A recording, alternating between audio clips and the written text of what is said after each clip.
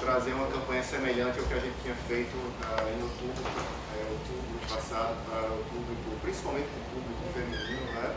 Só que dessa vez a gente já veio desde o começo do mês tentando sensibilizar o público masculino do TRE da Bahia para fazer parte dessa palestra hoje. E para essa palestra eu tive o cuidado de convidar um especialista assim, bastante conhecido, renomado aqui no estado da Bahia, que é Juarez Andrade, é coordenador lá da Urologia do Hospital da Bahia e também professor da Universidade Federal da Bahia. E o objetivo dessa palestra hoje é tentar encurtar essa distância, né, da informação sobre as doenças relacionadas à próstata, principalmente em relação ao câncer de próstata. Existe um temor muito grande, muitas vezes ainda um certo medo e um certo preconceito do público masculino de se submeter, de passar, de fazer uma avaliação anual, que muitas vezes tem a capacidade de detectar doenças mais precocemente e com essa detecção precoce estabelecer um diagnóstico, estabelecer um tratamento também, que muitas vezes é um tratamento curativo, impedindo que a pessoa passe por cirurgia, por tratamentos mais agressivos e que às vezes trazem muito impacto na qualidade de vida das pessoas. Então, eu acho que o propósito dessa nossa reunião hoje aqui é muito voltado para isso.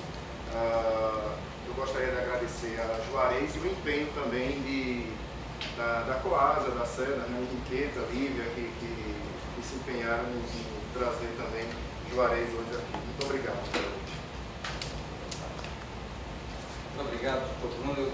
Impressionado com a liderança que ele exerce aqui com vocês, isso é muito bom. Trazer numa tarde quente dessa para todo mundo para falar sobre o câncer da próstata. E não é preciso realmente que alguém tenha capacidade de agregar para juntar esse público todo. E veja aqui que tem muitas mulheres também. Isso, na verdade, comprova que é uma observação antiga que eu tenho e falo sempre, que as mulheres são realmente mais responsáveis do que nós homens no que se refere ao cuidado com a doença, né? São elas que marcam as consultas, que levam seus parceiros, insistem que eles realmente façam seus exames periódicos tão importantes como nós tentaríamos enfatizar aqui. Nós vamos falar um pouco sobre câncer de próstata, e tentando, o tema na verdade é desmistificar, tem muita coisa que se fala por aí até em tom de brincadeira, que acaba, esse excesso de aspecto jocoso, assim, acaba trazendo uma série de informações erradas. Muitos exemplos, por exemplo, todo mundo acha que a próstata tem relação direta com a atividade sexual. Não tem, a próstata tem sim com a fertilidade, mas ela não interfere em absoluto na atividade sexual masculina. E por isso mesmo já cria o homem, já tem um estigma significativo, assim, não posso mexer na minha próstata, senão eu posso ficar impotente. Nós vamos mostrar que não é bem assim. E vamos mostrar também a diferença entre um diagnóstico precoce e um diagnóstico tardio dessa doença tão importante. Bom, mas a gente deve, para entender um pouco, a gente deve saber o que é a próstata. É uma glândula pequenininha, ela fabrica substâncias importantes, é muito pequena, do tamanho de uma castanha, localizado na base da bexiga. Aqui está a bexiga, que é a uretra, por onde passa a urina. Ela abraça a uretra, como se a uretra furasse a próstata, saísse do outro lado, e é assim mesmo que acontece. Então, até os 40 anos, a próstata geralmente é pequenininha, a partir dos 40 ela começa a crescer aos poucos, e pode crescer por aspectos benignos ou malignos, e aí o urologista cabe fazer o diagnóstico diferencial. Então ela tem duas funções importantes. Uma é de produzir parte do esperma, e a gente fala muito no PSA. O PSA é uma proteína que a próstata fabrica para liquefazer o sêmen. Portanto, como eu disse, é importante na fertilidade, mas não tem nada a ver com ereção. E é claro que abraçando a uretra, que ela exerce também um certo controle urinário. Portanto, isso já cria uma ligeira dificuldade em alguns pacientes de controlar a urina quando a próstata é completamente removida nos casos de câncer de próstata. Mas nem só de câncer é acometida a próstata. Ela pode também adoecer de prostatite, são os processos inflamatórios que muitas vezes confundem, irritam muito, incomodam bastante, mas isso não se trata de câncer, isso não é grave, é muito chato, mas não é grave, é uma doença benigna. 18% das doenças de próstata são sim câncer. Isso não quer dizer que a gente tem que tratar um número absolutamente expressivo de pessoas, e cabe ao urologista diferenciar quem tem doença clinicamente significante, quem tem doença indolente que não vai desenvolver, e portanto esse primeiro vai precisar ser tratado, esse segundo não vai ser tratado. E mais do que isso, a gente precisa fazer esse diagnóstico o mais cedo possível, assim que nasce, que nós vamos lá e tiramos com facilidade, porque se crescer e disseminar e difundir, o nome disso é metástase, a coisa se complica expressivamente. A maioria dos homens, entretanto, tem hiperplasia nodular da próstata, é um crescimento benigno da próstata, quase que natural.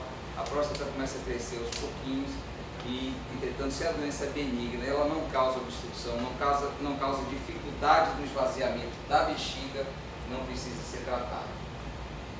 Mas o que é câncer? A gente fala tumor benigno, maligno. Por que os tumores são benignos e outros são malignos? Os dois podem crescer, mas diferente do benigno, o maligno dissemina para outros órgãos. Então, se a doença tiver condição, tiver possibilidade de espalhar, de dar metástase, de dar implante em outros órgãos vizinhos ou à distância, a doença é maligna. Se, entretanto, essa doença é circunscrita ao órgão, ela jamais vai acometer outros órgãos, ela é uma doença benigna. E foi assim definido como câncer por Hipócrates, 450 anos antes de Cristo, e comparou com um caranguejo, que é assim mesmo, tem um núcleo central e começa a ramificar para todos os lados, e por isso ele chamou de câncer, tem esse nome até hoje. E é caracterizado pelo crescimento, como eu disse, desordenado das células. Essas células vão multiplicando desnecessária e sucessivamente, de uma maneira absolutamente desorganizada, e podem se espalhar e causar diversos transtornos. Existem vários fatores conhecidos, aqui não falando só de câncer, que são os fatores carcinogênicos. O que é que pode causar câncer, que a gente sabe, e o que é que a gente pode fazer para evitar. Talvez o agente carcinogênico mais importante seja o câncer, que felizmente aqui no Brasil a gente combateu muito, e nos últimos anos houve um decréscimo expressivo no uso de cigarro no Brasil. É por diferente até do que a gente percebe em países mais desenvolvidos, inclusive. Na Europa se fuma muito, impressionante como se fuma lá, e aqui a gente tem índice menor de câncer de boca, laringe e pulmão, porque nosso índice de utilização de cigarro diminuiu expressivamente. O álcool, todo mundo sabe que dá câncer de fígado, a radiação ionizante dá câncer em qualquer lugar, onde quer que seja emitida a radiação solar, a gente fala muito de proteção da pele, porque sol causa câncer de pele, um deles muito grave que é o melanoma.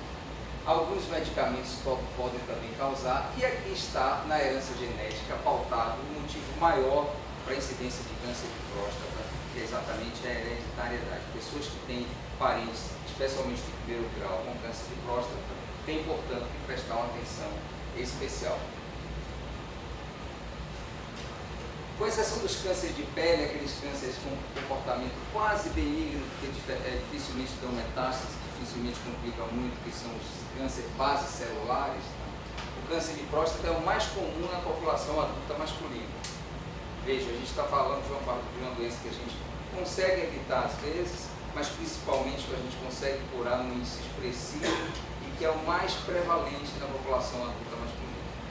Isso a gente tem que falar cada vez mais por conta. E a segunda causa de morte por câncer no homem. Se ela é a primeira causa, é a causa mais comum de câncer, é a segunda de morte, por quê? Porque não é tão o desenvolvimento do câncer da próstata não é tão rápido assim, é um câncer que dá toda a chance para que nós possamos fazer um diagnóstico precoce. E aí entra a história das mulheres que levam os homens para as suas consultas devidas, periódicas. Então nós podemos diagnosticar precocemente, a gente dá tempo ainda de pensar. Eu exemplifico, por exemplo, o câncer de testículo, quando a gente diagnostica no consultório, dá vontade de tirar do consultório e levar para o centro cirúrgico para tratar imediatamente. O câncer de próstata não, o paciente quer passar as férias, viajar, voltar, e depois tratar, a gente dá toda a oportunidade. Eu quero arrumar umas coisas na minha vida, não tem problema. Eles podem realmente se organizar, porque existe um tempo expressivo, mas não indefinido, em que essas atitudes possam ser tomadas.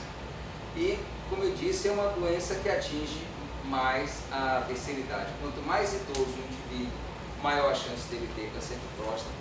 Por isso, o câncer de próstata tem aumentado expressivamente a sua incidência pelo aumento da expectativa de vida, que é expressivamente maior agora.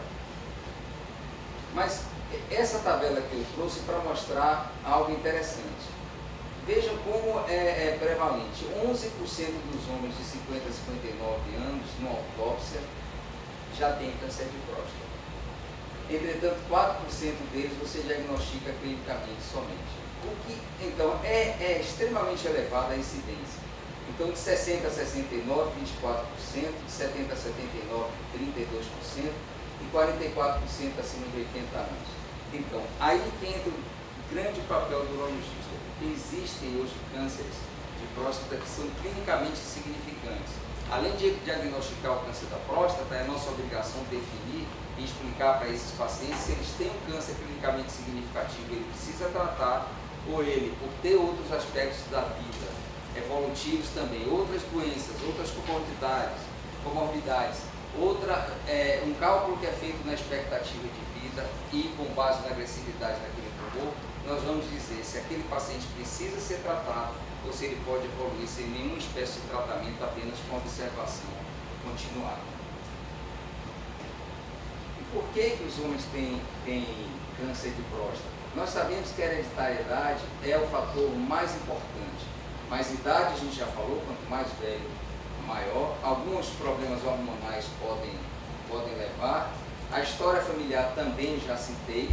Quem tem parentes de primeiro grau tem que prestar mais atenção. Indivíduos da raça negra tem que se preocupar um pouco mais por dois aspectos expressivos. Primeiro, que a incidência é realmente maior.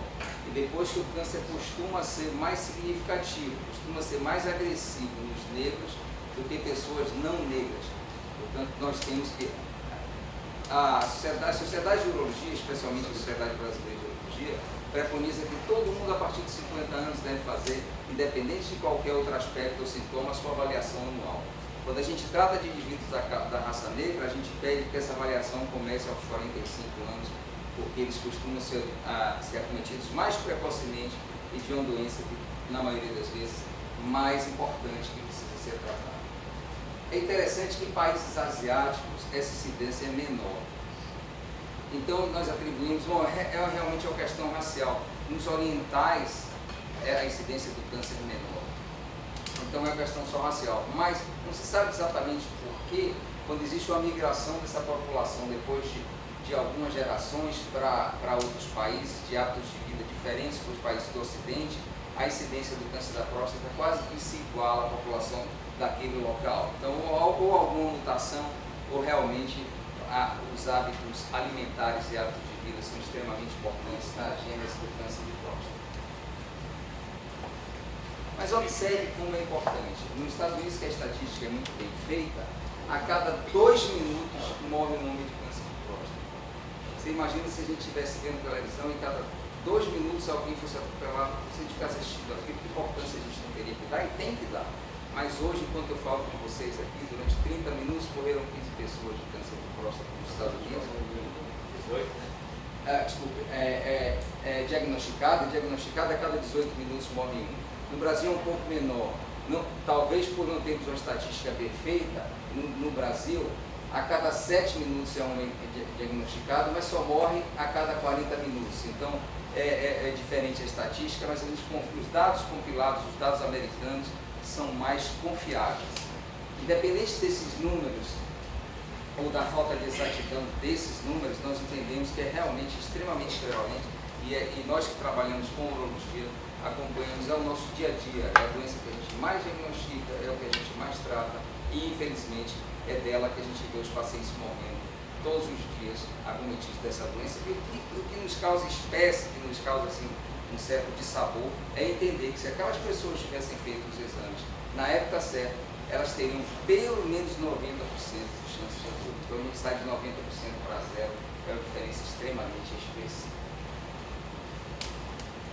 Mas dados do INCA mostram que esse ano nós teremos 61.200 casos no Brasil, então realmente é extremamente prevalente.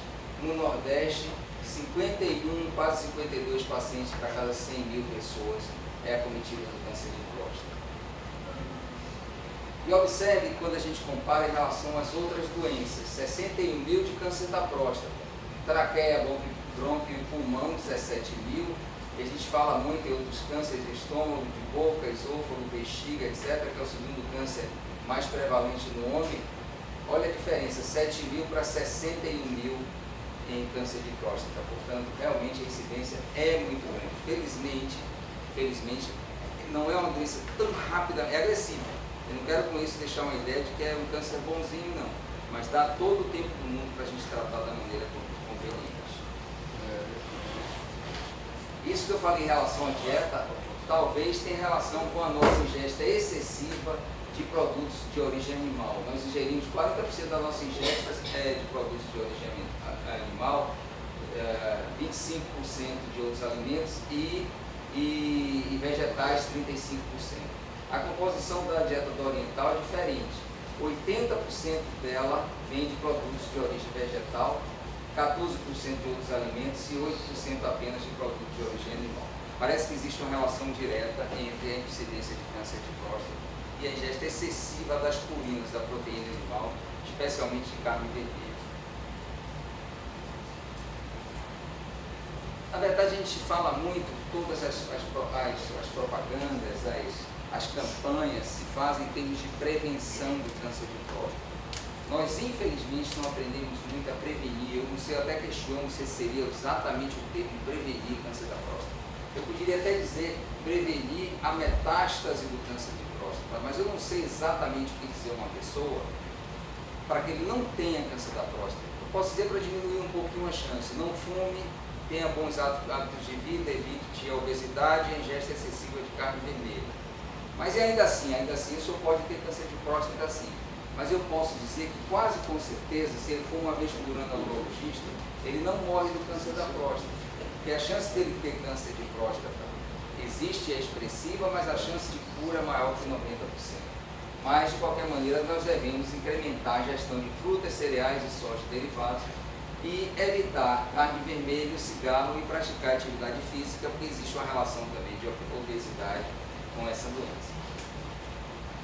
Então, mas nós homens temos alguns hábitos interessantes. Primeiro, a gente acha que nada vai nos acometer, né? Porque tudo acontece com os outros, com a gente não vai acontecer. Esse realmente é um medo bastante grosseiro. O seguinte é que existe um estigma em relação ao toque retal. Na verdade, essas brincadeiras, então, o homem acaba achando que vai ter a sua masculinidade violada, ele não quer que o toque retal seja feito com ele, e isso, claro, que todo mundo sabe que não tira pedaço de ninguém, e os ganhos são extremamente expressivos. E a terceira coisa é que ele tem medo da tradução da sua fragilidade. Ele não quer que isso seja, não quer ter o diagnóstico, que vai traduzir para ele e para os outros, para a sua família, que ele tem uma fragilidade. E esses são os 3 motivos pelos quais o homem atrasa, ou pelo menos nega, infelizmente ainda existe, a sua necessidade da avaliação periódica. Porque quando os sintomas surgem, 95% dos casos já tem doença extraprostática. Porque eu tenho que diagnosticar o câncer de próstata exatamente quando o paciente não sente nada. Porque o argumento é sempre esse: eu não estou sentindo nada, eu não vou lá de jeito nenhum. Mas é exatamente essa fase que o diagnóstico é mais útil. Porque quando a doença é metastática, nós podemos sim tratar de maneira paliativa, nós podemos prolongar a vida, nós podemos dar algum conforto, mas a gente não vai curar o câncer da próstata. Se a doença for localizada, o contrário é o que ocorre. Então, a partir de 45 anos, todo mundo que tem uma história de câncer de próstata na família, ou os negros, deve fazer seu exame, e a partir de 50 anos, os demais pacientes. O que consiste esse exame? Basicamente, 2 atos. A coleta de sangue para fazer o PSA, que é aquela proteína que eu falei que a próstata fabrica, que é útil na fertilidade. Então, o PSA, ele aumenta, ele tem valores pequenininhos no sangue, e quando a prostática adoece, a próstata adoece, esses valores aumentam. Então, cabe ao urologista saber se aumentou, que não é específico do câncer de próstata esse aumento. Pode aumentar por prostatite, que são os processos inflamatórios, por doença benigna ou por câncer. Cabe ao urologista fazer o diagnóstico diferencial em cada fase. Então, um simples exame de sangue. E o toque retal. Por que a gente faz o toque retal se a próstata não tem nada a ver com o intestino? Pela localização. Aqui está a bexiga, aqui a próstata, e através do reto a gente consegue sentir a consistência, o tamanho e a consistência da próstata. Quando o urologista toca a próstata e encontra uma próstata macia, ele tem uma suspeita que aquilo se trata de um processo benigno. Quando encontra a superfície dura, a gente chama de pétrea, às vezes a consistência é realmente muito endurecida, a gente pode quase que afirmar com certeza que trata-se de câncer de próstata. A chance desse acerto é extremamente substancial. Mas o toque retal, ele é pouco sensível. O que eu quero dizer com isso? Que algumas doenças na fase muito inicial não desenvolveram ainda esse endurecimento, aquele nódulo endurecido, então o médico pode não perceber o exame, porque pode estar bem no meio da próstata e simplesmente não ser possível de palpar. Mas ele é muito sensível, só que é muito específico. Quando eu palpo e acho que tem câncer de próstata, deve ter mesmo. E o PSA é o contrário, o PSA é muito sensível, logo no começo da doença ele costuma aumentar, mas ele é pouco específico, ele aumenta também, como eu disse, na prostatite e nas doenças benignas. Juntando esses dois, nós temos uma menor chance de errar. Então, o câncer de próstata não tem sintomas na fase inicial e quando existe, esses sintomas, na maioria das vezes, estão relacionados à obstrução, à dificuldade para urinar. Porque como a próstata que está aqui, ela abraça a uretra que eu falei, a urina passa por aqui, quando ela cresce, ela começa a dificultar o esvaziamento, o homem começa a fazer força para urinar, acordar muitas vezes para urinar, a sensação de que a micção está interrompida, urina e logo depois precisa voltar para urinar de novo, leva muito tempo para esvaziar a bexiga, às vezes a gente vê no shopping, um cidadão que encosta a mão assim e fica lá 15 minutos tentando esvaziar a sua bexiga, isso é um sinal de dificuldade de esvaziamento que pode estar sim relacionado ao câncer de próstata. Pode ser prostatite também, assim? Pode ser prostatite e pode ser hipertrofia prostática benigna. Pode ser. E aí tem que fazer o diagnóstico diferencial. Mas nas salas a gente vê muito isso, aquelas brincadeiras, etc., aquele medo, especialmente da primeira vez. O urologista encara isso com muita seriedade. Nós examinamos, por exemplo, o paciente de frente, né? Ele deita de costa para a cama, de barriga para cima, obviamente, e você conversa com ele. Eu falo muito com os alunos da faculdade que você tem, especialmente pessoas menos esclarecidas, né? Eu já vi queixas assim, que fez aquele exame comigo, eu não sabia o que ele ia fazer, então eu preciso muito respeito, você precisa conversar com o paciente, olhar no olho dele e ter certeza que ele entendeu o que você vai fazer, para que ele permita, ele autorize que você faça o exame, só aí você pode fazer. Mas é um exame que praticamente não dói, realmente é muito rápido, dura alguns segundos, e o médico põe o paciente dentro do dorsal, dobra a perna e lubrifica o dedo, introduz no ânus e consegue sentir a próstata muito rápido no exame. O exame ginecológico que as mulheres fazem com tanta responsabilidade, seguramente é mais importante. Quando o médico tem a suspeita diagnóstica do câncer de próstata, quer pelo toque retal, como pela dosagem de PSA, ele sugere uma biópsia prostática, que é um exame que é feito guiado por ultrassom, isso aqui é um aparelho de ultrassom, e uma agulha fininha disparada, obviamente, o paciente sob anestesia, é disparada e tira alguns fragmentos da próstata e vai ver o diagnóstico comprovando ou não o câncer de próstata. Do diagnóstico a gente depende do tratamento, a gente indica o tratamento, que muitas vezes pode ser simples a observação. Como eu disse, existem cânceres indolentes, cânceres clinicamente insignificantes que não necessitam ser tratados. Esse tratamento depende também se a doença está localizada, se envolve alguns vizinhos ou se está espalhada. Aqui é muito importante na classificação do prognóstico e também da importância da doença o estágio clínico, em que fase da doença ele está. Nas fases iniciais, quase que todos os pacientes sobrevivem 5 anos, mesmo sem tratamento. Eu lembro muito de um paciente que veio para o estrangeiro, um austríaco, que eu diagnostiquei câncer de próstata, e ele me perguntou: doutor, se eu não fizer nada, eu vivo 5 anos? Eu falei: sobre o aspecto de câncer da próstata, sim. Então eu só quero ver 5 anos. Foi a última vez que eu vi. Cada vez mais a gente entende que o paciente é dono de si, ele vai escolher o que vai ser feito. Cabe a você explicar a maneira correta, oferecer o leque de opções, dizer qual que você julga mais interessante, mas a escolha é dele e você tem que respeitar. Bom, mas quando o câncer de próstata está localizado e é clinicamente significativo, você tem que oferecer uma opção terapêutica curativa, uma chance de ele ficar absolutamente curado do câncer da próstata e viver a vida inteira quantos anos que couber, sem nenhuma chance de morrer de câncer. Nós urologistas indicamos a prostatectomia radical, que pode ser feita de várias maneiras, mas consiste basicamente em tirar a glândula que está aqui, olha, ela é retirada completamente pela cirurgia, depois nós unimos novamente a bexiga na uretra. É uma cirurgia extremamente segura, é uma cirurgia que a gente fala para as esposas que os pacientes vão ficar 4 horas lá com a gente, 2 horas de cirurgia e 2 horas de arrumação, anestesia e centro de recuperação pós-anestésica, eles voltam para o quarto. Eles não usam sangue, eles não vão para UTI, eles não têm acidentes. Realmente é uma cirurgia extremamente segura, mas tem 2 aspectos extremamente importantes que o paciente precisa conhecer, precisa concordar e participar dessa decisão com você. Mais do que isso, ele precisa decidir no final e dar opinião, decidir finalmente o que ele quer fazer. Porque essa cirurgia pode implicar em perda do controle da urina. Veja como muda significativamente a qualidade de vida que o Bruno estava falando. Alguns pacientes podem, quando se movimentam, quando tossem, quando espirram, especialmente, perder um pouco de urina. Felizmente, isso só ocorre em 3 a 8% dos pacientes, mas já é uma mudança significativa. Isso tem tratamento, mas já vai merecer um outro investimento, provavelmente uma outra cirurgia. O segundo senão dessa cirurgia é a possibilidade de impotência sexual. Mas você falou que próstata não tem nada a ver com atividade sexual, e não tem. O problema é que a próstata fica localizada na base da bexiga e atrás dela, na região posterolateral, um pouquinho para o lado e um pouquinho atrás da próstata, passam os nervos que dão a potência sexual. Então, até os anos 90, todo mundo que a gente operava ficava impotente.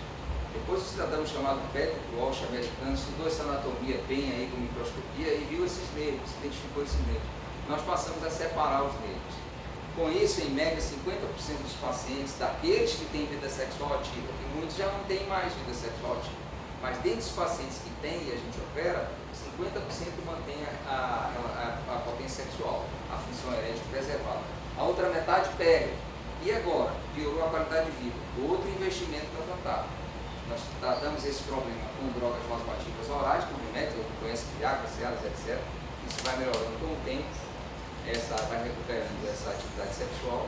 Quando isso não resolve, drogas injetáveis são administradas, que também podem ajudar. E quando nada disso resolve, a gente implanta a prótese peniana, que aí sim os resultados são espetaculares. Quase que todo mundo que quer investir nisso, a gente consegue recuperar. Então, mas tudo bem, mas tudo isso ainda assim se faz, claro, isso ou ter uma doença evolutiva, degenerativa, que vai matar daqui a 6, 8, 10 anos. Então, o que a gente tem que entender é principalmente qual o estado daquele paciente, qual a expectativa de vida dele. Eu não posso tratar pacientes com expectativa de vida de menos de 10 anos, mas se eu estiver falando de um paciente de 50, 55, 60, 65 anos, com expectativa de vida de mais de 10 anos, eu tenho a obrigação de tratar. Pacientes mais que isso, com comorbidades significativas, enfisematósis severos, doenças graves e de expectativa de vida menor, talvez seja melhor não tratar. E essa é a discussão que a gente vai ter com o nosso paciente. Mas a cirurgia é apenas uma opção terapêutica. Existem outras que devem ser consideradas e o paciente também vai escolher. Radioterapia externa resolve sim, um percentual menor de vezes, tem seus efeitos colaterais também expressivos, mas resolve sim, o paciente vai escolher. Ou a bracterapia, que é a injeção também de uma semente de iodo na próstata, que pode também matar o tumor. Todas elas têm suas sequelas, todas elas têm seus problemas, por conta disso tudo e principalmente por conta de melhores resultados. A cirurgia é o tratamento escolhido por nós urologistas. Uma das maneiras de fazer a cirurgia era a cirurgia robótica, que vocês devem ter ouvido falar muito aí. Quando isso começou, foi lançado, eu até discuti no congresso que isso na verdade não é um robô, e não é. Porque o robô é algo que a gente programa e ele vai lá e faz sozinho. Não é assim. O médico senta no console aqui e faz o movimento no equipamento e esse movimento é repetido lá dentro. Aí eu até brinquei, se fosse assim, a pá do trator também é um robô, porque a gente mora uma manivela aqui, ele sobe lá na frente. É uma ferramenta útil sim, porque o médico opera sentado e tranquilamente consegue fazer o que precisa ser feito internamente, comandando esses instrumentos que são apoiados também por um médico auxiliar. 80% das cirurgias de próstata nos Estados Unidos são feitas com robô. Por que é muito melhor? Até agora ainda não. Isso é um programa que é tecnologia, portanto, está evoluindo. Os resultados a longo prazo são superponíveis. Quase que empata, pode ser discretamente melhor, mas quase que empata em termos de resultados de cura, que que a gente pretende curar, manter o paciente continente e manter o paciente potente. Sobre esses três aspectos, em alguns aspectos até empatado mesmo, e outros a cirurgia aberta tradicional discretamente, principalmente no tempo de uso de sombra. Então o ganho ainda não foi tão expressivo para justificar todo esse investimento. Mas enfim, você tem que falar com os pacientes, existe a possibilidade de eles serem operados com a ajuda desse, entre aspas, robô. Ou a cirurgia pode ser feita com laparoscopia, que você excluísse alguém sentado aqui e colocar o outro médico do lado mexendo nos equipamentos, é mais ou menos a mesma coisa. Melhora bastante o conforto do cirurgião que está sentado. Isso é uma tecnologia, eu posso operar daqui um paciente em outro país. Você consegue movimentar esse equipamento de qualquer lugar. Isso é uma máquina de radioterapia. A radioterapia tem obtido melhores resultados, porque cada vez se consegue atingir apenas o órgão alvo, portanto não causar muitos problemas em órgãos vizinhos, mas ainda causa sim problemas na bexiga e problemas no reto. E eu falei das complicações, dos problemas de ereção, a dificuldade de controlar o urina. É que o exemplo de prótese peniana, que é uma coisa assim, uma prótese, coisa, na verdade soa muito ruim a princípio, mas dá um índice de satisfação elevadíssimo quando os pacientes encontram prótese, tanto para ele quanto para suas parceiras, porque eles têm ainda a libido conservado, o desejo da atividade sexual, e perderam o mecanismo de sustentação da haste peniana. Então a haste é colocada aqui com a bombinha, que quando eles querem, eles simplesmente acionam e essa ereção se faz, a tumescência peniana é recuperada e a relação se dá. Algumas esposas pensam assim, de colocar, mas não é um desejo por mim, não, é um desejo por ela sim. Agora, a possibilidade da penetração só pode existir se o pênis estiver em ereção. Então a prótese devolve o problema de ereção. Cada vez mais, entretanto, a gente precisa menos de prótese prostatectomia radical pela evolução da técnica cirúrgica. A gente sabe que médicos que operam muito, o que é que define assim? Quem tem mais chance de ter preservado a sua atividade sexual? Pacientes que operam com médicos que tenham cirurgias frequentes, que operam com frequência muito grande, portanto, isso vai tornando cada vez mais hábil na preservação daqueles nervos, e pacientes mais jovens. Pacientes que são operados muito tardiamente têm uma chance menor de preservar a atividade sexual do que pacientes que são operados na idade mais precoce.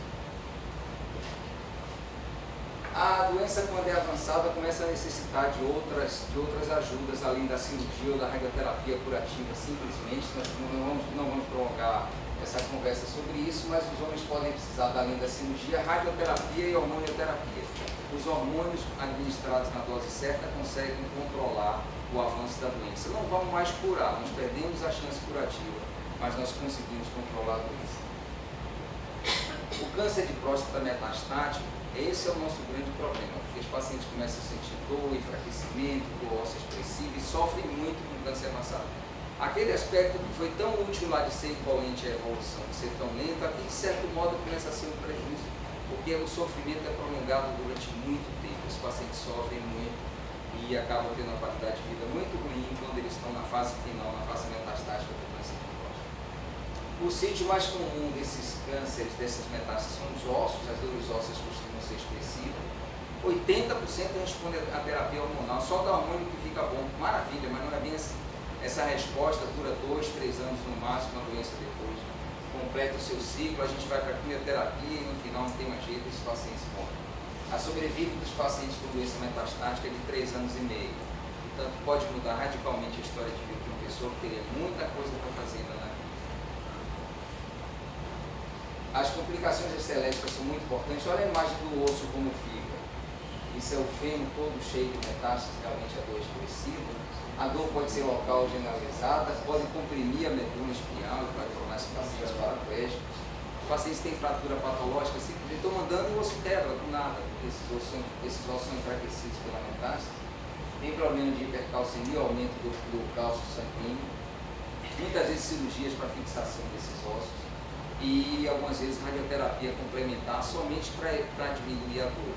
A doença nessa fase é extremamente agressiva e faz sofrer bastante. Também não vou prolongar sobre tratamentos sistêmicos da doença metastática. O que eu quero dizer a vocês é que a gente faz muito para controlar, para melhorar a qualidade de vida dessas pessoas e faz muito para dar alguma sobrevida para essas pessoas, mas nenhum médico pode dizer para um paciente com doença metastática de câncer de próstata que ele vai ficar curado, porque isso não é verdade. Ele pode até morrer de outra causa, se ele demorar um pouco de morrer, mas ele vai morrer ou do câncer da próstata ou com essa doença. A quimioterapia tem melhorado um pouquinho, mas os resultados são pífios, assim, são muito desencorajadores. A gente faz porque não tem mais nada para fazer. Já fez a hormonioterapia, já fez a radioterapia, fez cirurgia, nada funcionou, e agora a gente começa a quimioterapia com chance pequena de resultados, e quando esses resultados ocorrem são a prazo curto, depois a doença deixa de responder e nada mais há para fazer do que ter cuidados paliativos. Então, resumindo, o tratamento para a doença localizada é a cirurgia, a radioterapia ou o acompanhamento daquelas doenças indolentes, em pacientes já muito velhos ou com doenças com outras comorbidades. Na doença disseminada, nós temos os hormônios, a terapia e medicações de melhoras de qualidade de vida. Portanto, só para terminar, a grande mensagem é que, seguindo a recomendação da Sociedade Brasileira de Urologia, todo mundo, todos os homens, toda a população adulta masculina a partir dos 50 anos deve ir ao urologista para avaliar a sua próstata, e uma atenção especial com pacientes com história familiar dessa doença ou em pacientes da raça negra. Portanto, esses pacientes devem começar aos 45 anos de idade.